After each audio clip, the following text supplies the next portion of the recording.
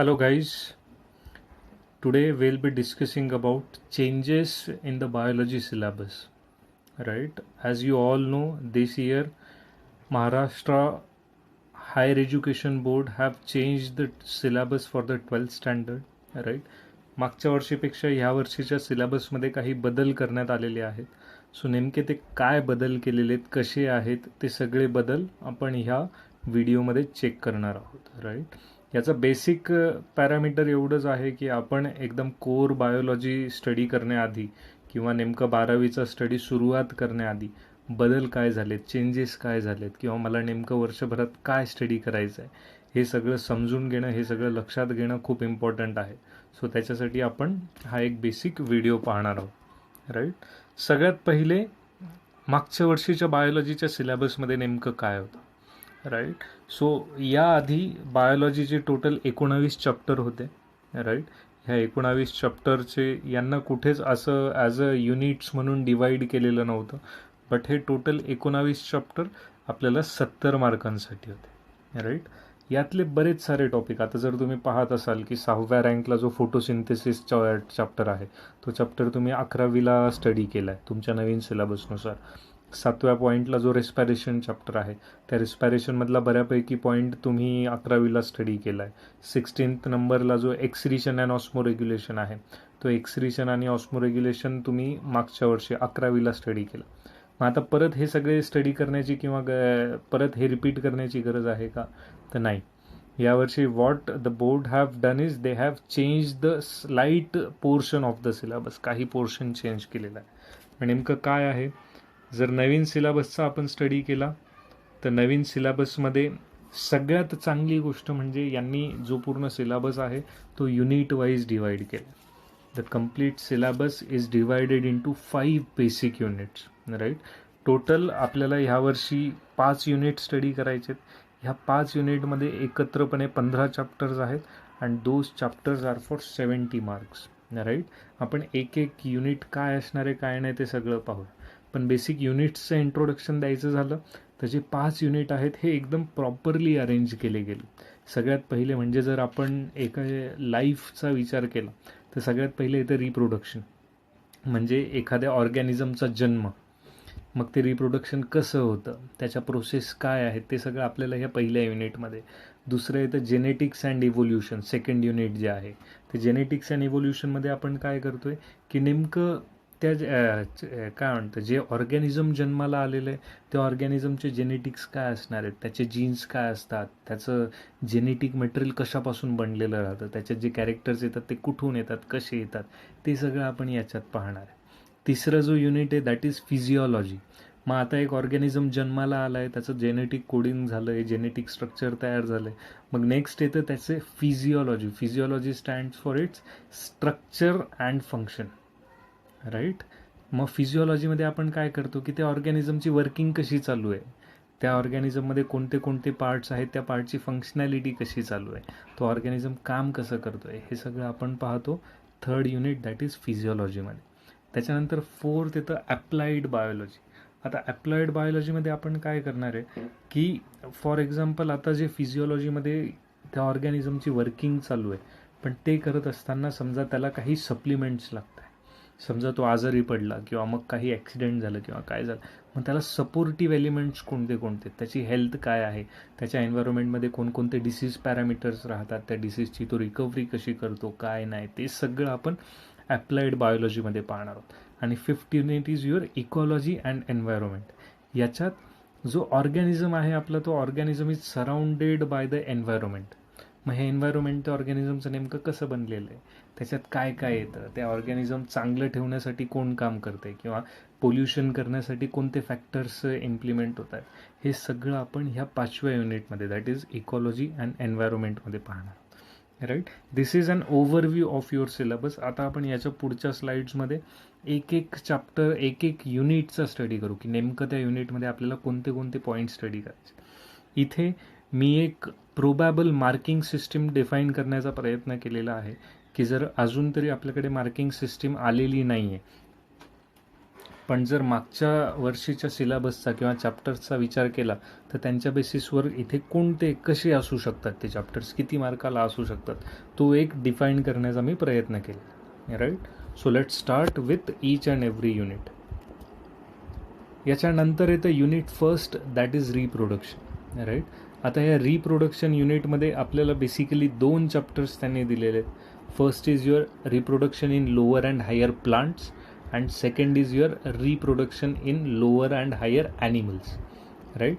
So आता ह्या रिप्रोडक्शनमध्ये आपण काय काय करणार आहे, आपल्याला सगळ्यात पहिले हे समजून घ्यायचं आहे की नेमकं रिप्रोडक्शन म्हणजे काय असतं. राईट. रिप्रोडक्शन का गरजेचं आहे. जर तुम्हाला माहिती असेल की जर आपल्याला ह्या युनिवर्समध्ये कोणताही एक नवीन ऑर्गॅनिझम किंवा एक नवीन लाईफ जर आणायची असेल तर that is to be come through reproduction process. Right. ती लाईफ किंवा तो ऑर्गॅनिझम हा रिप्रोडक्शन प्रोसेस थ्रूच येतो.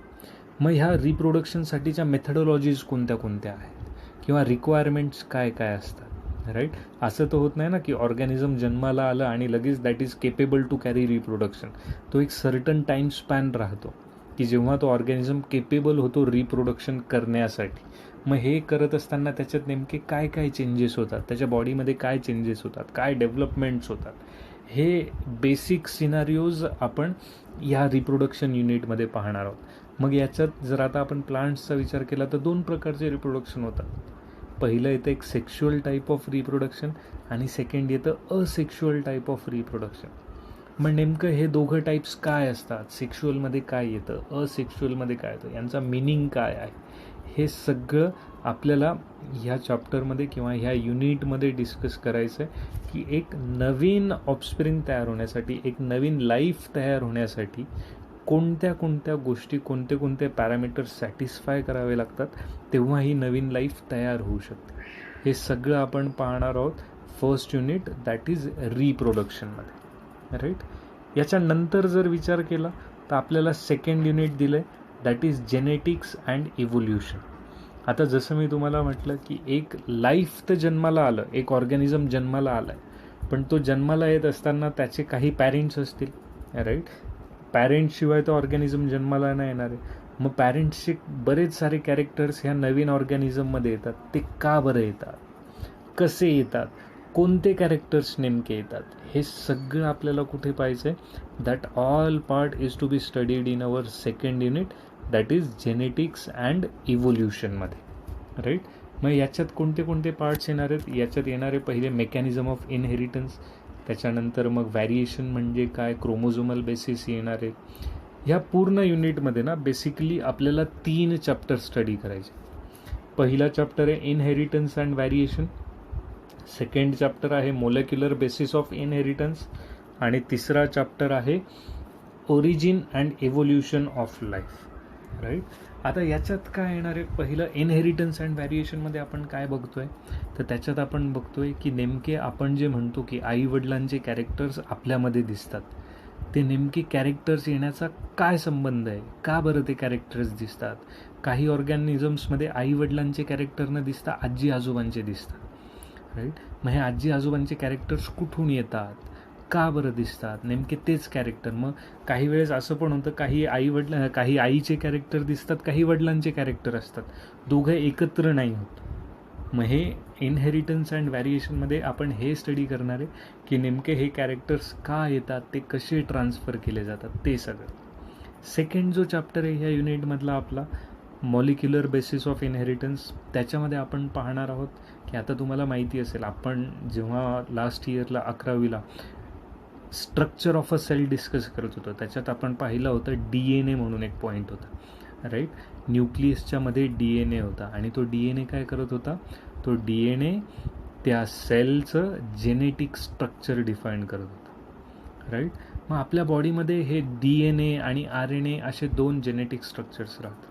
मग त्यांचा नेमका रोल काय आहे, DNA आपल्या बॉडीमध्ये काय फंक्शनॅलिटी करत आहे, RNA आपल्या बॉडीमध्ये काय फंक्शनॅलिटी करत आहेत, आपल्या बॉडीचा जेनेटिक कोड कसा डिफाईन होतो. राईट. जर तुम्हाला माहिती असेल तर ह्या पूर्ण युनिवर्समध्ये जेवढे लिव्हिंग ऑर्गॅनिझम आहे तेवढ्या लिव्हिंग ऑर्गॅनिझम्सचे जेनेटिक कोड हे वेगवेगळे असतात. कोणत्याच दोन लिव्हिंग ऑर्गॅनिझम्सचे जेनेटिक कोड मॅच होत नाही, सारखेच राहत नाही, राईट. जसं तुम्हाला याचं ऐकलं असेल तुम्ही, फिंगरप्रिंट्सचा. Every individual have a separate set of fingerprints. कधीच दोन इंडिव्हिज्युअलचे फिंगरप्रिंट्स 100% मॅच करत नाही, राईट. मग हे नेमकं कशामुळे होतं? हे मॉलिक्युलर बेसिसमध्ये आपल्याला काय काय येणार आहे, कोणते कोणते मॉलिक्युल्स आहेत आपल्या बॉडीमध्ये की जे आपले genetic code, genetic structure define करत राहतात. DNA नेमका बनलेला कशापासून असतो, त्याचं स्ट्रक्चर कसं आहे, त्याचं ओरिएंटेशन्स काय आहेत, किंवा मग त्याचे डायमेन्शन्स काय आहेत, त्याचं फंक्शनॅलिटी काय. सेम विथ द RNA ची फंक्शनॅलिटी काय, तो बनलेला कशापासून, हे सगळं आपल्याला कशात पाहायचं आहे? तर हे सगळं आपल्याला या जेनेटिक अँड एव्होल्युशन युनिटमध्ये पाहायचं. तिसरा पार्ट येतो. आत्तापर्यंत तर आपण जेनेटिकबद्दल डिस्कस केलं. मग युनिटचा जो सेकंड वर्ड आहे एव्होल्युशन. एव्होल्युशनमध्ये आपल्याला काय पाहायचं आहे की नेमका पहिला ह्युमन जो आहे, तो पहिला ह्युमन कसा तयार झाला होता. तुम्ही ऐकलं असेल, आपलं जे ओरिजिन आहे दॅट इज होमोसॅपियन्स, राईट. मग ह्या होमोसॅपियन्सपासून आजपर्यंतचे आत्ताचं आपलं जो मॉडर्न ह्युमन आहे, ह्या मॉडर्न ह्युमनपर्यंतचे चेंजेस कसे झाले, ही डेव्हलपमेंट कशी झाली. जर आपण म्हणतो की आपल्या पूर्वजांना शेपूट होती, राईट, टेल प्रोजेक्शन होतं, मग ते टेल प्रोजेक्शन नाहीसं कसं का झालं. तुम्हाला लास्ट इयर आपण स्केलेटल सिस्टीममध्ये डिस्कस केलं होतं, राईट. कॉकिक्स नावाचा जो पार्ट आहे व्हर्टिब्रल कॉलमचा शेवटचा part, that is nothing but your tail projection, की जे इव्होल्युशनमुळे ती टेलची साईज कमी होत होत होत होत आज तो छोटासा कॉकिक्स नावाचा पार्ट राहील.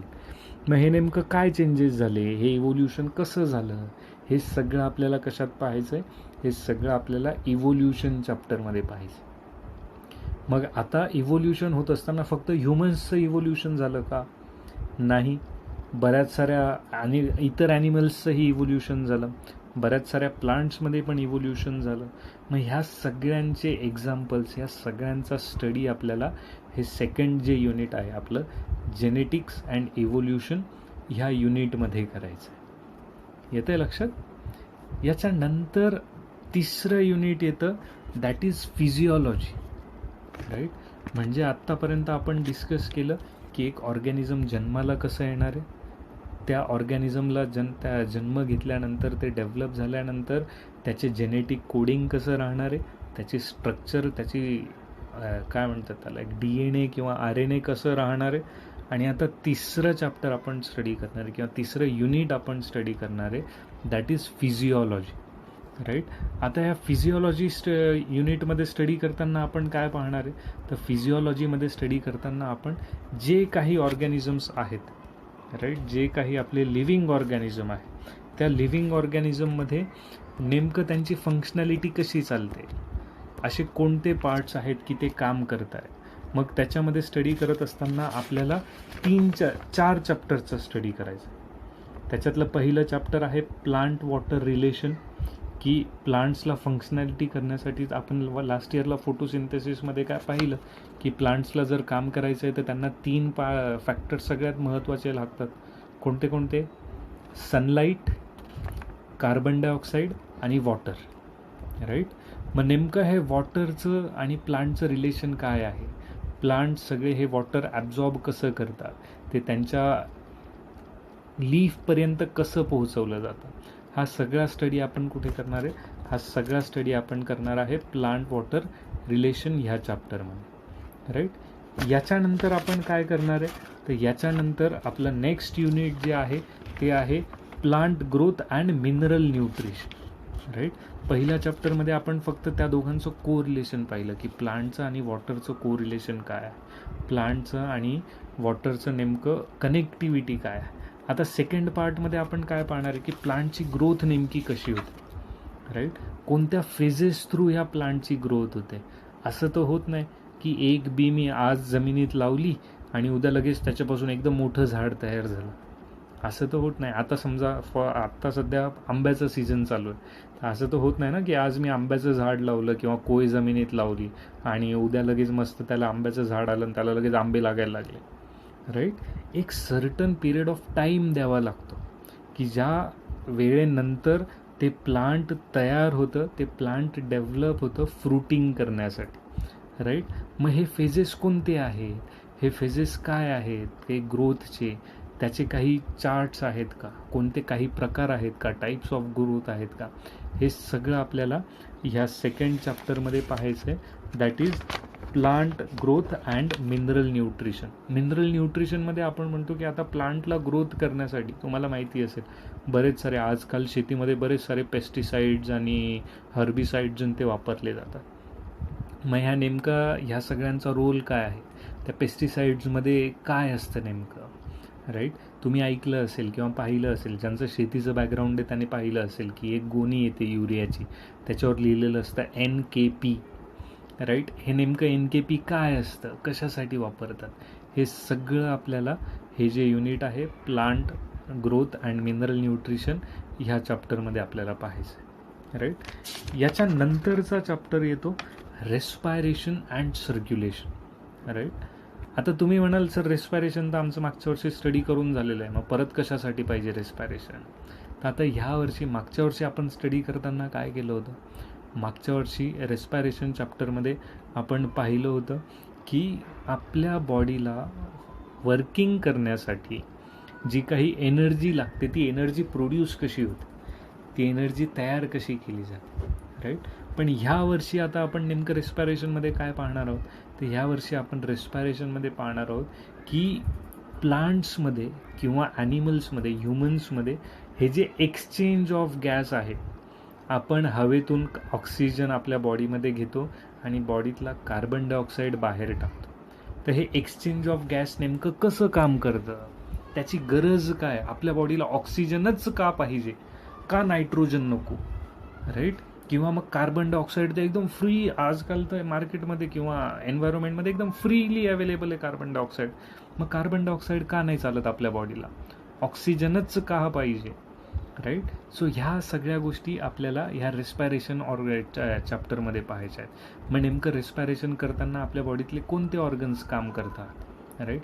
आता सध्या जो व्हायरस चालू आहे करोना, ह्या करोनामध्ये नेमकं रेस्पायरेटरी सिस्टीममध्ये काय डॅमेज होतं, right. Because it is nothing but organism or virus that affect the respiratory system of a human.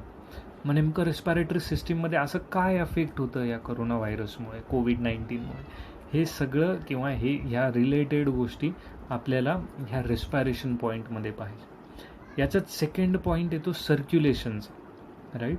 आता सर्क्युलेशन म्हणजे काय, सर्क्युलेशन म्हणजे मूव्हमेंट, राईट. आपण जो काही ऑक्सिजन आपल्या बॉडीमध्ये घेतलेला आहे तो ऑक्सिजन आपल्या बॉडीतल्या प्रत्येक सेलपर्यंत पोहोचवणं गरजेचं आहे. मग हा सेलपर्यंत कोण पोहोचवणार आहे, तर तो सेलपर्यंत पोहोचवणार आहे आपलं ब्लड. मग ह्या ब्लडची आपल्या बॉडीमध्ये मूव्हमेंट कशी होते, तो ब्लड ते ऑक्सिजन एक्सेप्ट कसा करतो, एक्सेप्ट केल्यानंतर त्याला प्रत्येक सेलकडे गेल्यानंतर त्यांना द्यावा लागेल ना तो सेलला, मग तो सेलला तो ऑक्सिजन कसा देतो, त्यांच्याकडून कार्बन डायऑक्साईड कसा घेतो, हे मूव्हमेंट करण्यासाठी त्याला जो काही फोर्स लागतो तो फोर्स त्याला कोण प्रोव्हाइड करतं, हे सगळं आपल्याला पाहायचं आहे. आपला जो नेक्स्ट पॉईंट आहे दॅट इज सर्क्युलेशनमध्ये. म्हणजे ह्या थर्ड युनिटमध्ये आपण काय काय पाहणार आहोत, या थर्ड युनिटमध्ये आपण पाहणार आहोत सगळ्यात पहिले होतं that was your plant water relation, second was your plant growth and mineral nutrition, third was your respiration and circulation, आणि चौथा आणि सगळ्यात महत्त्वाचा पॉईंट आहे यातला that is control and coordination, right. आपल्या बॉडीत प्रत्येक काम करण्यासाठी एक कंट्रोल पॅरामीटर लागतं. असं आपण काहीही गोष्टी काही करत नाही फिरत ना, राईट. कंट्रोल्ड ॲक्टिव्हिटी राहतात. मग नेमकं ह्या ॲक्टिव्हिटींना कंट्रोल कोण करतं, कशामुळे ह्या ॲक्टिव्हिटी कंट्रोल होतात. So those all activities are controlled by our brain, right. म्हणजे ह्या कंट्रोल आणि कोऑर्डिनेशन चॅप्टरमध्ये आपण काय स्टडी करणार आहे, ह्या कंट्रोल आणि कोऑर्डिनेशन चॅप्टरमध्ये आपण आपल्या ब्रेनचा स्टडी करणार आहे की ब्रेनमध्ये नेमके कोणते पार्ट्स राहतात, काय असतं ब्रेनमध्ये, आपले मेमरीज कोणत्या पार्टमध्ये स्टोअर केल्या जातात, किंवा जो मला सेन्स ऑफ स्मेल आहे तो सेन्स ऑफ स्मेल मला कोणत्या पार्टमुळे येतो, मला झोप कशामुळे येते, राईट. मला मेकॅनिझम ऑफ व्हिजन जे आहे मला दिसतं कशामुळे, माझे सेन्सरी ऑर्गन्स कोणते आहेत माझ्या बॉडीतले, राईट. त्याच्यानंतर समजा मला एखाद्या हाताच्या एखाद्या पार्टला चिमटी काढली तर ते सेन्सेशन लगेच ब्रेनपर्यंत कसं काय पोहोचतं, ब्रेन त्याला रिस्पॉन्स कसा तयार करतं, कसं काय पाठवतं परत, हे सगळं आपल्याला पाहायचं आहे. आपला चौथा टॉपिक जो आहे ह्या युनिटमधला दॅट इज कंट्रोल अँड कोऑर्डिनेशनमध्ये. स्पायनल कॉर्ड काय असते, स्पायनल कॉर्डचं फंक्शन काय आहे, रिफ्लेक्स ॲक्शन काय असते. कधी असं होतं ना की एखाद्याने अचानक आपल्याला आवाज केला तर आपण दचकतो, ते दचकण्याचे मेकॅनिझम काय आहे नेमकं, त्याला रिफ्लेक्स ॲक्शन म्हणतात, राईट. सो हे रिफ्लेक्स ॲक्शन नेमकं काय आहे, कशामुळे होतं, हे सगळं आपल्याला यात पाहायचं आहे. न्यूरोमस्क्युलर जंक्शन आहे, राईट, की जसं मी म्हटलं तुम्हाला चिमटी काढली तर ती चिमटी तर एकदम वरच्या सरफेसला काढली होती ना स्किनच्या, मग ती मसल्सपर्यंत त्याचं सेन्सेशन कसं काय पोहोचलं, ते आपल्या ब्रेनपर्यंत सेन्सेशन कसं काय गेलं, हे सगळं आपल्याला आपल्या ह्या थर्ड युनिटमधला जो चौथा पॉईंट आहे कंट्रोल अँड कोऑर्डिनेशन, त्या पॉईंटमध्ये आपल्याला हे सगळं स्टडी करायचं. येतं आहे लक्षात. हे बेसिक झालं आपल्या थर्ड युनिटचं, दॅट वॉज फिजिओलॉजी. फिजिओलॉजी म्हणजे फंक्शनॅलिटी ऑफ अवर बॉडी. इथपर्यंत क्लिअर आहे. याच्यानंतर आपलं चौथं युनिट आहे दॅट इज अप्लाइड बायोलॉजी. आता जसं मी म्हटलं की आपण पहिल्या 3 युनिटपर्यंत काय केलं, एक ऑर्गॅनिझम जन्माला आल्यानंतर त्याचं जेनेटिक स्ट्रक्चर काय होतं ते स्टडी केलं, आणि तिसऱ्या युनिटमध्ये आपण त्या ऑर्गॅनिझमची फंक्शनॅलिटी तयार केली, फंक्शनॅलिटी स्टडी केली की नेमकं तो ऑर्गॅनिझम काम कसा करतो. पण आता चौथ्या युनिटमध्ये आपण काय करणार आहे, तर फोर्थ युनिटमध्ये येणार आहे की त्या ऑर्गॅनिझमला त्याची हेल्थ कशी आपण मेंटेन ठेवू शकतो, कोणते फॅक्टर्स आहेत की ते ह्या ऑर्गॅनिझम्सची हेल्थ मेंटेन ठेवतात, लिव्हिंग ऑर्गॅनिझम्सची, किंवा मग डिसीज कॉज करणारे फॅक्टर्स कोणते कोणते, हे सगळं आपल्याला आपलं फोर्थ युनिट जो आहे दॅट इज अप्लाइड बायोलॉजी याच्यात पाहायचं, right. This applied biology unit contains 3 chapters. 3 chapters आहे त्याच्यात. पहिला आहे human health and disease, second आहे एन्हान्समेंट ऑफ फूड प्रोडक्शन, आणि तिसरा आहे बायोटेक्नॉलॉजी. हे 3 चॅप्टर आपल्याला ह्या युनिटमध्ये स्टडी करायचे, राईट. मग आता याच्यात नेमकं काय काय असणार आहे, तर ह्युमन हेल्थ अँड डिसीजमध्ये आपण स्टडी करणार की आपण कोणाला हेल्दी इंडिव्हिज्युअल म्हणतो, हेल्थ म्हणजे नेमकं काय, हेल्दी आपण कोणाला म्हणतो, किंवा डिसीज, डिस इज, राईट. डिसीज ह्या वर्डची डेफिनेशन काय, आपण कोणाला डिसीज झालाय असं म्हणतो, राईट. किंवा अजून एक फॅक्टर आपण लास्ट इयर काही गोष्टी डिस्कस केल्या होत्या, डिसीज आणि डिसऑर्डर, ह्या दोघं गोष्टींमध्ये नेमका फरक काय आहे, राईट. हे सगळं आपण कशात पाहणार आहे, हे सगळं आपण जो यातला फर्स्ट चॅप्टर आहे that is human health and disease ह्या चॅप्टरमध्ये पाहणार आहोत. याच्यानंतरचा चॅप्टर आहे enhancement of food production, right. आता जेव्हा आपण ह्युमन हेल्थबद्दल बोलतो, ह्युमन हेल्थबद्दल बोलत असताना सगळ्यात महत्त्वाचा अजून एक पॉईंट येतो दॅट इज इम्युनिटी. आता तुम्ही खूप जास्त वेळा ऐकत असाल की जर तुमची रोगप्रतिकारक शक्ती क्षमता चांगली असेल तर तुम्हाला करोनाचा इन्फेक्शन होणार नाही, इम्युनिटी बिल्ड करा, इम्युनिटी वाढवा, इम्युनिटी वाढवण्यासाठी व्हिटॅमिन सीच्या गोळ्या खा, हे खा, ते खा, जेणेकरून तुमची इम्युनिटी वाढेल. मग ही इम्युनिटी नेमकी कशी तयार करते आपली बॉडी, किंवा या इम्युनिटीचा आपल्या बॉडीमध्ये नेमकं इम्पॉर्टन्स काय आहे, कशासाठी पाहिजे, हे सगळं आपल्याला पाहायचं आहे ह्युमन हेल्थ अँड डिसीज ह्या चॅप्टरमध्ये, right.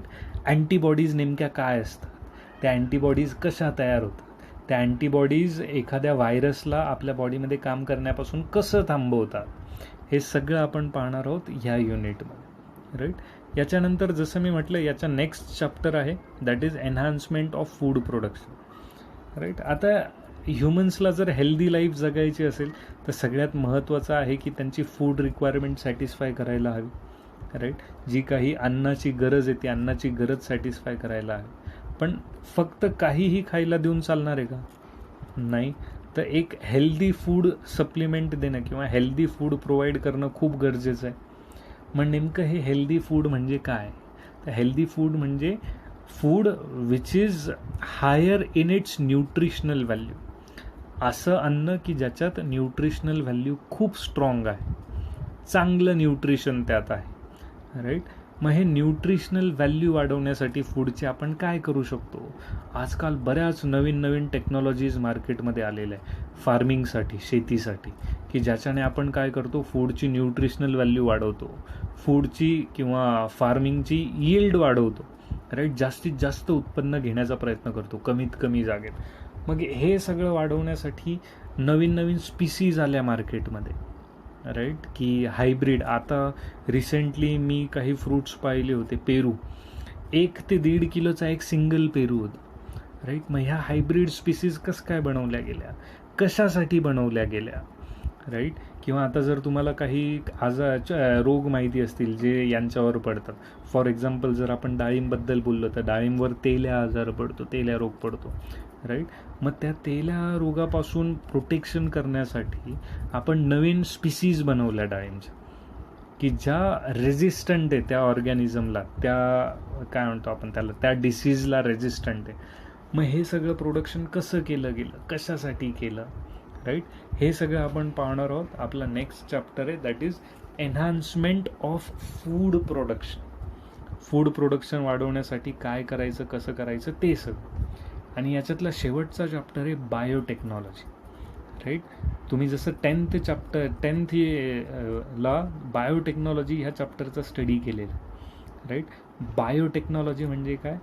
Various technological aspects applied in the biological studies, right. आजकाल ज्या नवीन नवीन टेक्नॉलॉजीज आलेल्या आहेत, ह्या सगळ्या नवीन टेक्नॉलॉजीज बायोलॉजिकल ऑर्गॅनिझमचा स्टडी करण्यासाठी किंवा बायोलॉजिकल ऑर्गॅनिझमची डेव्हलपमेंट करण्यासाठी जेव्हा वापरल्या जातात, तेव्हा त्याला आपण म्हणतो बायोटेक्नॉलॉजी, राईट. मग ह्या बायोटेक्नॉलॉजीचा नेमका वापर कशासाठी आहे किंवा आपल्याला कशासाठी पाहिजे हे बायोटेक्नॉलॉजी? ह्या बायोटेक्नॉलॉजीपासून आपण ह्युमन हेल्थसाठी कोणत्या चांगल्या गोष्टी करू शकतो, हे सगळं आपल्याला पाहायचं आहे. हे जे 4th चॅप्टर आहे, ह्या युनिटमधलं 3rd चॅप्टर आहे बायोटेक्नॉलॉजी, त्यामध्ये, राईट. मग याच्यात बऱ्याच साऱ्या गोष्टी येतात. याच्यात पॉलिमरेज चेन रिॲक्शन, PCR नावाची एक गोष्ट आहे ती येते. याच्यामध्ये DNA रेप्लिकेशन नावाची एक गोष्ट आहे ती येते. याच्यात रेप्लिकेशन एन्झाईम्स राहतात ते येतात, रिस्ट्रिक्शन एन्झाईम्स राहतात ते येतात, राईट. म्हणजे बेसिकली एक लिव्हिंग ऑर्गॅनिझम किंवा एका ऑर्गॅनिझमचे डेव्हलपमेंट, त्याच्या कॉपीज फॉर्म करण्यासाठी आपण काय काय करू शकतो, हे येतं आपल्या 4थ्या युनिटमध्ये, दॅट इज अप्लाइड बायोलॉजीमध्ये, राईट. आणि याच्यानंतर आपला 5वा आणि शेवटचा युनिट येतो, that is ecology and environment studies, right. आता ह्या चॅप्टरमध्ये frankly speaking this is the most easy unit present in our whole syllabus. तसं पाहायला गेलं तर 12वीचं पूर्ण बायोलॉजीचं सोपं आहे, 11वीपेक्षा तर बरंच चांगलं सोपं आहे. जर तुम्ही 11वीचा चांगला स्टडी केलेला असेल तर तुम्हाला 12वीचा बायोलॉजी खूप जास्त सोपं जाणार. पण त्यातही जर 5 युनिटचा विचार केला तर this is the most easy unit that we will be studying in our 12th. ह्याच्यातलं सगळ्यात पहिलं चॅप्टर आहे ऑर्गॅनिझम्स अँड पॉप्युलेशन, राईट. आता पॉप्युलेशन म्हणजे काय, राईट. पॉप्युलेशन म्हणजे आपल्या सभोवताली असलेलं एका सिंगल स्पीसीजची संख्या. म्हणजे फॉर एक्झाम्पल जेव्हा आपण ह्युमन पॉप्युलेशनबद्दल बोलतो तेव्हा आपण फक्त ह्युमन्सच काउंट करतो, आपण त्याच्यात इतर ॲनिमल्स काउंट नाही करत. जेव्हा आपण म्हणतो की जनगणना करायची, ती जनगणना करताना आपण माणसांचंच कॅल्क्युलेशन करतो की पूर्ण भारतात 130 करोड जनता आहे फॉर एक्झाम्पल, राईट. मग ते 130 करोडमध्ये आपण कोणाकोणाचा विचार केला? आपण फक्त ह्युमन्सचा विचार केला, राईट. आपण त्याच्यात कुठेही आपले पाळीव प्राणी जे आहेत त्यांचा विचार केला का, राईट. पण फॉर एक्झाम्पल जेव्हा आपण समजा की आपण काउंट करू, आपण पॉप्युलेशन काउंट करू, फॉर एक्झाम्पल टायगर्सची करतात, एव्हरी 4 years टायगरचं पॉप्युलेशन काउंट केलं जातं. मग ते टायगरचं पॉप्युलेशन काउंट करताना फक्त टायगर्सचाच विचार होणार आहे, because that is population of that specific animal, right. म्हणजे ह्या ऑर्गॅनिझम अँड पॉप्युलेशनमध्ये आपण काय करणार आहे की आपल्या आजूबाजूला कोणते सारे ऑर्गॅनिझम्स राहतात, त्यांचं पॉप्युलेशन कसं आहे, त्यांचं हॅबिटॅट कसं आहे. हॅबिटॅट म्हणजे त्यांची राहण्याची जागा, त्यांचं सराउंडिंग एन्व्हायरमेंट कसं आहे, त्यांना लागणारं एन्व्हायरमेंट कोणतं आहे. मग हे एन्व्हायरमेंट चेंज होत असताना कोणते सारे फॅक्टर्स आहेत की जे हे एन्व्हायरमेंट चेंज करत आहे, राईट. ह्या सगळ्या गोष्टी आपण ऑर्गॅनिझम अँड पॉप्युलेशन ह्या चॅप्टरमध्ये स्टडी करणार आहे. याच्यात बऱ्याच साऱ्या गोष्टी येतात. मॉर्टॅलिटी रेट येतो, डेथ रेट, मॉर्टॅलिटी रेट येतो, नॅटॅलिटी रेट येतो. नॅटॅलिटी rate stands for birth rate. त्याच्यानंतर मग सेक्स रेशोज येतात, मेल ॲज टू फिमेल किती आहे, काय आहे, राईट. एज डिस्ट्रीब्युशन येतं की नेमकं एखाद्या याच्यामध्ये एखाद्या कंट्रीमध्ये त्याची ग्रोथ कशी आहे, त्याची रॅपिड ग्रोथ रेट आहे, त्याचा स्लो ग्रोथ आहे, त्याचं झिरो ग्रोथ आहे. हे सगळे ग्रोथ कर्व्स किंवा याला आपण ग्रोथ पिरॅमिड म्हणतो, हे सगळे आपल्याला ह्या चॅप्टरमध्ये स्टडी करायचे, राईट. याच्यानंतर याच्यातला जो सेकंड चॅप्टर आहे that is ecosystem and energy flow, right. आता जर तुम्हाला माहिती असेल तर आपल्या पूर्ण युनिवर्समध्ये plants are the only organisms की जे स्वतःचं फूड स्वतः तयार करतात, ऑटोट्रोप्स आहेत, राईट. मग नेमके ऑटोट्रोप्स आहेत म्हणजे काय की those are the producers of the energy, producers of the food in the living organisms, right. ते प्रोड्युसर्स आहेत की ज्यांच्यामध्ये हायेस्ट अमाऊंट ऑफ एनर्जी आहे.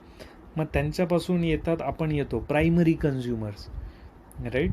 मग हे कन्झ्युमर्स काय करतात, जर प्लांटमध्ये 100% एनर्जी असेल तर त्यातली 80% एनर्जी ही ह्या प्रायमरी कन्झ्युमर्सकडे येते, राईट. मग त्याच्यातली अजून 60% एनर्जी हे समजा काही सेकंडरी कन्झ्युमर्स असतील, असे सगळे ॲनिमल्स की जे काही ॲनिमल्स आहेत की जे गवत खातात त्यांना खात असतील, प्रिडेटर्स म्हणतो आपण त्यांना, राईट. सो मग त्यांच्याकडे हा एनर्जी ट्रान्सफर कशी चालते, राईट. हे सगळं आपला याच्यातला जो सेकंड चॅप्टर आहे that is ecosystem and energy flow, ह्या चॅप्टरमध्ये आपल्याला स्टडी करायचं आहे, राईट. याच्यात अजून बऱ्याच गोष्टी बघायला गेलो आपण तर इकोसिस्टीम नेमकी काय असते, राईट. आपण जे एनर्जी डायग्राम म्हणतो ती एनर्जी डायग्राम कशी चालते किंवा फूड चेन नेमकी कशी चालते, हे सगळं आपल्याला ह्या सेकंड चॅप्टरमध्ये स्टडी करायचं. आणि याच्यानंतर ह्या युनिटमधला आणि आपल्या 12th सिलेबसचा शेवटचा चॅप्टर येतो that is biodiversity, conservation and environmental issues, right. Last year 11वीला तुम्हाला पहिलाच चॅप्टर होता, त्याच्यात एक पॉईंट होता बायोडायव्हर्सिटी पार्क, राईट. मग आता बायोडायव्हर्सिटी म्हणजे काय, जैवविविधता, की एका गिवन रिजनमध्ये एका दिलेल्या प्रदेशामध्ये असलेले वेगवेगळे लिव्हिंग ऑर्गॅनिझम्स, त्याला आपण म्हणतो बायोडायव्हर्सिटी, राईट. मग फॉर एक्झाम्पल जर समजा आपला रिजन आहे, आपल्या रिजनमधली बायोडायव्हर्सिटी काय आहे, ती सस्टेन करण्यासाठी, ती मेंटेन करण्यासाठी आपण काय करायला हवं, कोणत्या पॅरामीटर्सचं स्टडी करायला हवं, ते कसं मेंटेन करायला हवं, हे सगळं आपल्याला कशात पाहायचं आहे, हे सगळं आपल्याला पाहायचं आहे बायोडायव्हर्सिटी, त्याचं कन्झर्वेशन कसं करायचं, त्याचा मेंटेनन्स कसा करायचा. So second is conservation.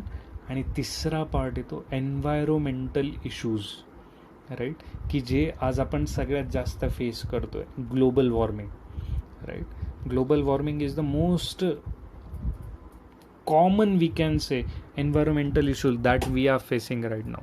मग हे नेमकं हे कन्झर्व करण्यासाठी, नॅचरल हॅबिटॅट मेंटेन करण्यासाठी आपण काय करायला हवं, किंवा हे जे एन्व्हायरोमेंटल इश्यूज येतात, साऊंड पोल्युशन आहे, एअर पोल्युशन आहे, नॉईज पोल्युशन आहे, त्याच्यानंतर वॉटर पोल्युशन आहे, ग्लोबल वॉर्मिंग आहे, हे सगळं कंट्रोल करण्यासाठी, हे सगळं अवॉइड करण्यासाठी आपण कोणती उपाययोजना करायला हवी, राईट. हे सगळं आपल्याला कशात पाहायचं आहे, हे सगळं आपल्याला पाहायचं आहे आपलं 5th unit that is ecology and environment. म्हणजे हे जे 5वं युनिट आहे, हे 5वं युनिट पूर्णपणे कशावर डिपेंडंट आहे, हे पूर्णपणे आपल्या सराउंडिंगवर डिपेंडंट आहे, एक ह्युमन आणि त्याचं सराउंडिंग. येतं आहे लक्षात. सो हे बेसिकली 5 युनिट्स आहेत, जे 5 युनिट आपल्याला पूर्ण आपला 12वीचा स्टडी ह्या 5 युनिटमध्ये समराईज केलेलं आहे, ह्या सगळ्या स्टडीजमध्ये आपण समराईज केलेलं आहे. आय होप इथपर्यंत तुम्हाला सगळं कळलेलं असणार आहे, राईट. सो जर काही क्वेश्चन्स असले, काहीही डाऊट्स असले, feel free to connect with me, right. माझा मेल आय डी मी दिलेला आहे, माझा मोबाईल नंबर तुम्हाला माहितीच असणार आहे, नसेल तर नोट करून घ्या. And you can call or message me any time, right. this slide we have used from the SlideGo website, right? So thank you everyone, thank you so much.